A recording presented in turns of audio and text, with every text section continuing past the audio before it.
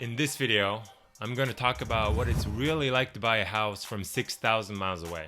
Now, I'm sure you've heard of long distance real estate investing, but does it really work? How can you buy a property you haven't even seen in person? How do you know if you're not getting ripped off by your property manager? I hear you. I had those fears when I first started investing long distance. In this video, I'll tell you how we overcame those fears. My name is Shimatsuo Post. I'm an author and a real estate investor based in Japan and own 17 doors of rentals in the US. I'm here to make long distance real estate investing less scary and help people achieve financial independence and, as a result, personal freedom. So let's jump right in and talk about the 3 biggest myths that play a role in investing in real estate from afar. Then I'll give you an overview of what it's like to invest remotely and share specific tips. So be sure to stick around until the end. Myth number 1, investing in long distance is risky and should not be done. I used to think the best way to invest in real estate is to buy in your backyard so that you can visit the site when you need to.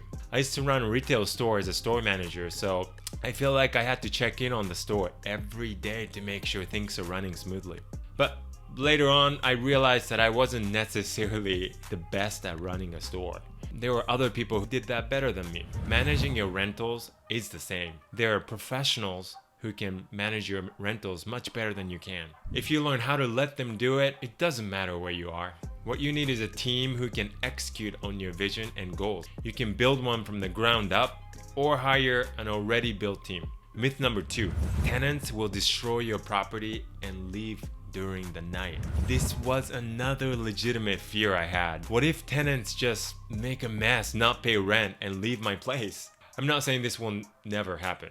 When you have multiple properties for several years, you will have problems with tenants. Yes, I've had tenants not pay rent for months due to COVID, made a bunch of mess in the house, and we ended up evicting them. It cost us thousands of dollars, but that has nothing to do with me being away. And in the grand scheme of things, I learned how to create a better system to screen and manage expectations with the tenants through my property manager, so it was a good lesson. Real estate investing is very forgiving.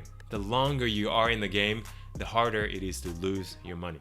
Myth number 3, property management is too expensive and negatively affect your cash flow. You're usually looking at 8 to 10% of your rent for property management. Sure, you might save some money managing your own rentals, and you will learn a lot about property management that way. But property management is a job. Taking messages and calls from tenants, scheduling contractors to fix things, paying them for their work, etc. If you already have a job or other responsibilities that keep you busy, it's better to outsource that to someone who can do better than you. And one good thing about long distance investing is that you're basically forced to hire property management, so it makes the decision much easier. Long distance real estate investing can sound daunting and scary, but with all the modern technologies we have, there has never been a better time to invest anywhere it makes sense to you, regardless of your location. I live in Japan and I only invest in the US because that's the only country my wife and I want to invest in right now. So investing from afar forces us to create a system that works for us. Don't worry, building a system doesn't need to be perfect to start, but the best time to start is now. I hope I was able to bust some of the myths about long distance investing. Now let me share a few tips to overcome fears about running a real estate investing business remotely. Tip number 1, stick with your numbers. I've never personally experienced this because we've never bought a primary home, but from what I hear, most people buy their primary home with emotion. Oh, I just love how much sunlight this room gets. I really feel this special connection with this house. Maybe it's the island kitchen. If you're investing in a rental home though, do not buy with emotion. Always stick with your numbers because real estate investing is a numbers game. So what numbers am I talking about? Some of the key numbers that I like to look at when identifying which market to invest in are population growth, income growth, housing price growth, crime index, and employment growth. A market with a steady population growth, income growth, and housing price growth, and a low crime rate will have a good chance of having houses that will appreciate in the future. So where can we get this information? You can find it at websites like citydata.com. What I usually look at is population growth since 2000, greater than 20%, income change since 2000, greater than 30%, housing price change since 2000, greater than 40%, and crime index less than 500. You can find a lot about this info and job growth info at websites like datausa.io. You want to look for a market that has at least 2% 1-year growth for the employment population. Tip number 2, trust and verify. With the recent pandemic, many people are now working partially or fully remotely thanks to the internet. And so many of us are able to invest from anywhere as well.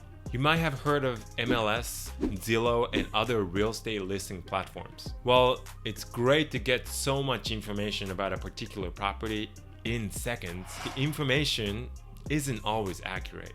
For example, when we purchased our most recent property, it was listed as 4-bed and 2-bath, but it was actually a duplex consisting of 6 bedrooms and 3 baths total. One unit had 3 bedrooms and 2 baths, and the other had 3-bed and 1 bath. How did I know? The square feet of the property was 3,000, which means 1,500 square feet for a 2-bedroom, 1-bath unit, which is unusually spacious. So I asked my agent to see if that was actually true, and he sent me a video walkthrough of the property and confirmed that it was actually a 6-bedroom and 3-bath property. Big difference, right? Well, once you have that information, you can plug in the info on this site called rentometer.com, which is one of my favorite tools. You can have a pretty good idea of how much a place can rent out for based on the location and how many bedrooms and bathroom a property has. Tip number 3, video walkthroughs. Thanks to modern technologies, we can now have video calls with people in other countries using our smartphones. What a time we live in. Whenever we have offers accepted or complete a rehab, we set up a video walkthrough with our agent or property manager. Sometimes they take videos of thorough walkthroughs and put them up on YouTube so I can review them anytime. Do I get to see every little detail? No, but this allows me to see the property in the current conditions, which is important. The photos of the property online might not be up to date or look better than it actually is. Long distance investing can be scary, but with all the technologies we have, it's never been easier to invest anywhere you want.